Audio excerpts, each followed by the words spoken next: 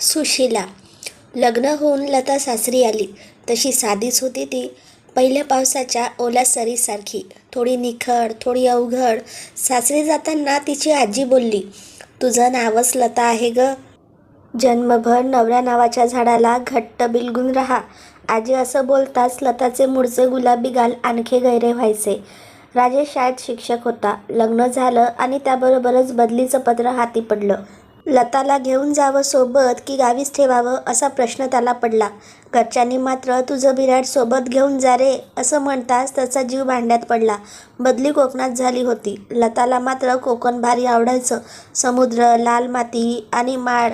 बस आपण तिथं राहणार आहोत या कल्पनेनेच तिचा जीव पाखरासारखा सैरभैर झाला. आपण कधी एकदाचे कोकणात जातोय असं तिला झालं. राजेश तसा पापभिरू, कमी बोलणारा, कमी व्यक्त होणारा माणूस. लतावर मात्र त्याचा प्रचंड जीव. रत्नागिरीच्या एका गावात त्याची बदली झाली आणि गावातील एका वाड्यात त्याला तात्पुरती खोली मिळाली. वाडा भक्कम होता. इनमिन 3 बिराडकरू तिथं होते आणि वाड्याचे मालक माधव शेठ आपल्या विधवा बहिणीसोबत राहायचे. मुलं बाळं काहीच नव्हतं. लग्न केलं होतं पण पुढे काय झालं ते कळलंच नाही. गावात त्यांचं अगदी बऱ्यापैकी प्रस्थ. उरलेल्या 2 बिराडकरूमध्ये एक तिथंच कॉलेजात शिकणारा विद्यार्थी तर एक जण कसलासा उद्योग करायचे जे कायम फिरतीवर असायचे. एवढ्या मोठ्या वाड्यात लता आणि राजेश हे एकमेव जोडपं. तसा वाडा उगाच भकास वाटायचा. जवळ गेलं तर आपल्याला मटकन गिळून टाकेल की काय असा भास व्हायचा. अशा ठिकाणी लता राजेशच्या संसाराची सुरुवात झाली. वाड्याच्या मागे छोटेखानी विहीर, खोलवर गेलेली पाण्याकडे पाहिलं की तसंच व्हायचं. परसदारातील नारळी पोपळीची झाडं आणि दूरवर येणारी समुद्राची गाच, काहीसं विलक्षण मिश्रण असायचं ते. लता दिवसभर एकटीच असायची. सोबतीला फक्त त्या वाड्यातील गूढ शांतता. बाकी सकाळी सकाळी माधव शेठ मोठमोठ्यानं स्तोत्र म्हणताना तेवढा आवाज यायचा, नाहीतर दुपारी झोपाळ्याच्या वाजणाऱ्या कड्यांचा. माधव शेठची बहीण फाशी दृष्टीस पडायची नाही. ती सतत माजघरात, कधी काळी पूजेला फुले घेताना बागेत दिसायची. लताला नंतर या शांततेचा कंटाळा येऊ लागला. शाळा सुरू झाली होती. राजेश दिवसभर शाळेत असायचा. अशातच वटपौर्णिमा आली. लताचं लग्न झाल्यावर पहिलंच व्रत. तिने लग्नाचा शालू काढला. अंगभर दागिने ल्याली. नाकात मोत्यांची नथ, कानात झुबे, गळ्यात कोल्हापुरी साज, पाटल्या, बांगड्या आणि हातभर हिरवी काकणं. आशात स्वतःला बघून तिने स्वतःचीच दृष्ट काढली मनातल्या मनात. वड पुजायला निघणार तो झोपाळ्याच्या आवाजाने दचकली. बाहेर माधव शेठ झोपाळ्यात बसले होते. क्षणभर तिची नजर आणि त्यांची नजरानजर झाली आणि तिने चटकन खाली पाहिलं. पुरुषांची नजर ओळखण्याची कसब स्त्रीजातीला जन्मजात असते. माधव शेठच्या नजरेतील जरब आणि लालसा तिला स्पष्ट जाणवली. ती घराबाहेर पडली. पूजा आटोपल्यावर रस्त्याने विचार करत निघाली आणि कशी कोणास ठाऊक एके ठिकाणी तिला जोरात ठेच लागली. आई ग म्हणून ती मटकन खालीच बसली. पूजेचे ताट पडणारच होते हातातून, पण अचानक कोणाच्या तरी नाजूक हाताने ते सावरलं. वर बघितलं तर साक्षात लक्ष्मी असावी असं रूप असलेली एक साधारण 35शीची स्त्री सवाष्ण रूपात उभी होती. काय ग, लागलं का? वेंधळीच आहेस, ती बोलली. लताला पण हसू आलं. अहो, कळलंच नाही कशी ठेच लागली ते. लता, नीट लक्ष ठेव हो. सगळेच दगड डोळ्यांना दिसत नाहीत. इथं पावलोपावली खाच खळगे आहेत. दरवेळी कोणी येणार नाही तुझं ताट सांभाळायला. आणि नंतर दोघीजणू बऱ्याच दिवसांची मैत्री असल्यासारख्या बोलत राहिल्या. बोलता बोलता वाडा आला आणि लताची ही नवीन मैत्रीण सुशीला तिला वाड्याजवळ सोडून पुढे निघून गेली. लताला आता जरा बरं वाटू लागलं होतं. कमीत कमी एकजण तरी तिला बोलायला भेटलं होतं. पुढे सुशीला आणि लताच्या भेटीगाठी वाढू लागल्या. कधी बाजारात, कधी दऱ्यावर, तर कधी कधी सुशीला घरी पण यायची. दिवस मजेत चालले होते. एक दिवस पहाटे लता न्हाणी घरातून बाहेर पडली आणि समोर माधव शेठ उभे. लताच्या काळजात धस्स झालं. ती त्यांना बगल देऊन पुढे निघून गेली. पण दिवसभर तिच्या डोक्यात तोच विषय. राजेशला सांगायचं तरी कसं? तिने ठरवलं सुशीलाला सांगायचं आणि ती आल्यावर तिने सगळं सांगितलं. सुशीला खाली मान घालून ऐकत होती आणि अचानक तिचे डोळे लालभडक झाले. माधव शेठ असं काहीसं पुटपुटत निघून गेली. पुढे सुशीलाचं लताच्या घरी येणं वाढलं कमालीचं. ती सतत वाड्यातच असायची. एक दिवस अचानक माधव शेठच्या बहिणीने लताला विचारलं, जरा परसदारातील माडाखाली दिवा लावत जा. काही बाही बडबडत असता. कित्येक वेळा पाहिलं तुम्हाला एकट्याच बडबडताना.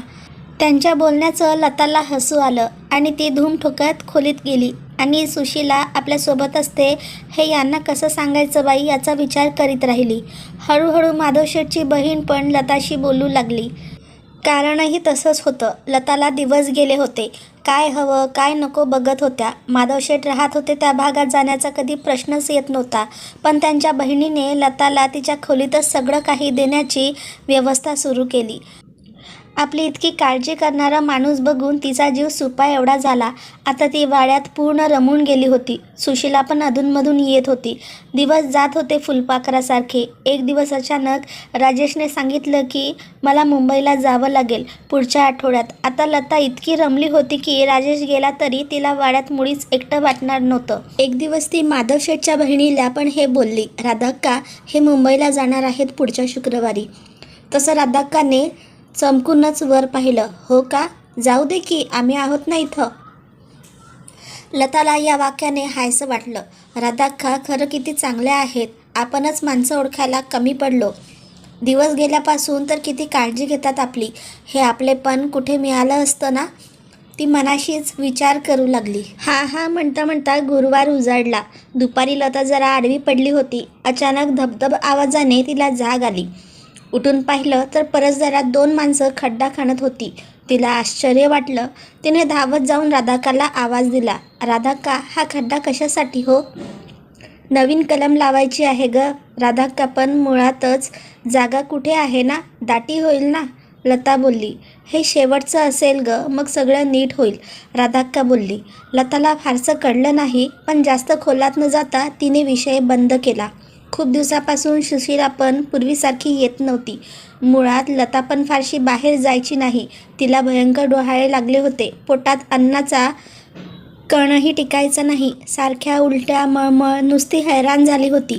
अंगात अजिबात त्राण नसायचे तिच्या. त्यामुळे आजकाल फक्त राधाक्का आणि ती हीच जोडी सोबत असायची. उद्या राजेश मुंबईला गेला तरी राधाक्का होतीच सोबतीला. राजेश शुक्रवारी पहाटेच्या गाडीने निघाला. जाताना त्याला उगाच आपण जाऊ नये असं वाटू लागले. त्याने झोपलेल्या लताला डोळे भरून पाहिलं. इतकी सुंदर, सुशील आणि निर्मळ मनाची बायको आपल्याला मिळाली याचं त्याला भारी कौतुक वाटायचं. जाताना त्याने तिला हाक मारली. लता येतो ग, काळजी घे. या आवाजाने लता लगबगीने उठली. निघालात असं म्हणून त्याला घट्ट बिलगली. जायला हवं ना, महत्त्वाचं काम आहे. लवकर येतो, काळजी घे. आणि काही हवं नको असेल तर राधाक्काला सांग. चल येतो मी. असं म्हणत राजेश निघाला. त्याला सोडायला लता खोलीबाहेर आली. बाहेर अजूनही काळोख होता. तरी राधाक्का जागी झाली असावी, कारण ती रोज अगदी पहाटेच उठायची. राजेश वाड्याबाहेर पडला पण आज त्याचं मन जरासं सैरभैरच होतं. त्याने एक वार मागे वळून पाहिलं. तो वाडा त्याच्याकडे बघून हसतोय असं त्याला जणू भासतच होतं. राजेशला आपल्या विचाराचं हसू आलं आणि तो पुढे निघाला. लता खोलीत आली पण तिला झोप लागेना. उगाच या कुशीवरून त्या कुशीवर वळता वळता तिला झोप लागली आणि जाग आली ती राधाक्काच्या हाकेने. लता उठताय का? आज पूजा आहे आपल्याकडे. आज सवाष्णींचा खास मान आहे हो पूजेला. लगबगीने तयारी करा आणि आमच्याकडे या. आवरते हा अक्का. असं म्हणत लता उठली. भरभर तिने पेटीतील हिरवी साडी काढली. तिच्या आईने घेतली होती. आईने मायेने गालावरून हात फिरवावा तशी तिने साडी आपल्या गालाला लावली आणि तिला आईच्या मायेचा स्पर्श त्यातही जाणवला. ती तलम रेशमी साडी, सगळे दागिने आणि काळ्याभोर केसांच्या आंबाड्यावर बागेतील सोनचाफ्याची 2 फुलं खोचायला ती विसरली नाही. तिने आरशात पाहिलं. मूळचा गोरा रंग गर्भारपणाच्या नाजूक ओझ्याने पिवळसर झाला होता. मासोळीसारखे 2 काळेभोर डोळे दाट पापण्यांच्या झालरीने सजून गेले होते. तिने पुन्हा पुन्हा आरशात पाहिलं. एक वार सगळ्या दागिन्यांवर हलका हात फिरवला. अलगद तिचा हात पोटाशी येऊन थांबला. आई, आपण आई होणार आहोत या जाणीवेने ती क्षणभर शहारून गेली. इवलासा जीव आपल्या आत रुजतोय, मोठा होतोय या जाणीवेने ती सुखावून गेली. इतक्यात पुन्हा राधाक्काचा आवाज आला. लता, येतेस ना? हो, निघालेच असं म्हणत तिने दार लोटून घेतलं. संथ पावलं टाकीत ती माधवशेठच्या दारात उभी राहिली. आजपर्यंत ती कधी आत गेली नव्हती. तिने पाहिला होता तो फक्त झोपाळा. ती आत आली आणि थक्क झाली. सुंदर अशा शिसवी लाकडाच्या कोरीवकाम अखंड दिवाणखान्यात दिसत होते. वाडा बाहेरून जुनाट वाटत असला तरी आत मात्र सरंजामशाही थाट होता. छताला लागलेली झुंबर, भिंतीवरच्या उंची तसबिरी, दृष्ट लागण्यासारखे वैभव. ती दिवाणखान्यातच उभी राहिली. इतक्यात अक्का आली. इथं कुठं उभी आहे, आत ये, असं म्हणत अक्का पुढे आली आणि तिचा हात धरून आत घेऊन गेली. आत किती खोल्या होत्या कोणास ठाऊक. नुसता भूलभुलैया. एक एक खोली करता करता अक्काने तिला एका खोलीसमोर थांबवलं. त्या खोलीतून धूपदीपांचा दरवळ येत होता. जराशी अंधारी वाटणारी ती खोली दिव्यांच्या उजेडात अगदी गूढ दिसत होती. लताचा जीव उगाचच घाबरून गेला. तिला तिथं उभं राहावे ना. अक्का कुठे आहात म्हणून ती आजूबाजूच्या खोलीत वळून बघत होती. समोरचं दृश्य बघून जागच्या जागी थिजून गेली. समोर सुशिलाची तसबीर होती आणि तिला चंदनाचा हार. लताला कळेना हे कसं शक्य आहे. तिने जोरात आवाज दिला, अक्का हे काय आहे? सुशिलाचा फोटोला हार कसा? तशी अक्का धावत बाहेर आली. तू कशी ओळखतेस हिला? अक्का बोलली, मी चांगलीच ओळखते हिला अक्का. ही माझी मैत्रीण आहे. अहो, आपल्या वाड्यात नेहमी येते, माझ्याशी गप्पा मारते. लता सांगू लागली. काय बरडते आहेस? ही माधवची बायको आहे. हिला मरून 2 वर्ष झालीत. कशी दिसणार तुला? वेडसर होती. वेडाच्या भरात कुठे निघून गेली ती सापडलीच नाही. मग आम्हीच तिला मृत घोषित केलं. अक्का सांगत होती. नाही अक्का, त्या जिवंत आहेत. तुमचा गैरसमज झाला आहे. मी बोलावते तिला, थांबा, असं म्हणत लता मागे फिरणार तितक्यात अक्का मोठ्याने ओरडली. या हाताने तिच्यावर माती लोटली मी आणि परसदारात विहिरीजवळ जिवंत समाधी दिली. त्या मातीत एक माडाचं कलम लावलं आणि तुला कशी दिसेल ती ग? चल मागे फिर. माझ्या माधवाच्या वाटेत अडसर झाली होती. तोंड बंद ठेवलं असतं तर आता राजाची राणी बनून राहिली असती. पण नाही, गेली वैकुंठाला. आपण हे काय ऐकतोय हेच लताला कळेना. काय चाललंय, आपण कुठे आहोत? तिच्या डोळ्यासमोर घेरी येऊ लागली आणि इतक्यात त्या धूपदीपांच्या खोलीतून एक आडदांड व्यक्ती बाहेर आली. माधव शेठ. हो, माधव शेठच होते ते. अक्का पकड तिला आणि आण आत. आपला हा शेवटचा नरबळी. त्यानंतर तळघरातील ते गुप्तधनांचे 7 रांजण आपले. मला वाईट वाटतं सुशिलाचं. 5व्या बळीच्या वेळी तिने नको ते पाहिलं आणि तिला पण मला संपवावं लागलं. मोजून 7 सवाष्णींचे बळी द्यायचे होते. ही 7वी. आता मी या पंचक्रोशीचा मालक होणार. अमाप धनसंपत्ती मला मिळणार, असं म्हणत तो छत्रीपणे भेसूर हसू लागला. तोपर्यंत लता ग्लानी येऊन जमिनीवर पडली होती. जाग आली तर त्या अंधार खोलीत. हो, त्या विचित्र खोलीत हळदी कुंकवाचे रिंगण करून त्यात तिला बसवलं होतं. कपाळावर मरवट भरवला होता. लताच्या आईने मायेने दिलेली साडी माधवशेठच्या स्वार्थाने बरबटलेल्या गुलाल बुक्क्याने भरून गेली होती आणि आता संपणार आहोत या जाणीवेने लता गलित गात्र झाली होती. आपल्या बाळाच्या या जगात येण्यापूर्वीच आपण त्याचा जगण्याचा हक्क हिरावून घेत आहोत. क्षणभर तिच्या डोळ्यापुढून मागचे सगळे तरळून गेले. आजी, कुठे आहेस ग? राजेश, लवकर ये, मला जगायचं आहे. या नराधमापासून मला सोडवा. अजून एक नाव तिच्या ओठी आलं. सुशिला. सुशिला, एका दगडापासून वाचवायला मला आलीस ना. इतके दिवस माझ्या आसपास होतीस. आज परत ये. माझ्या बाळासाठी मला जगायचं आहे ग. माझी मदत कर. ती जीवाच्या आकांताने ओरडू लागली. तशी राधाक्कांनी तिच्या जोरदार कानशिलात लगावून दिली.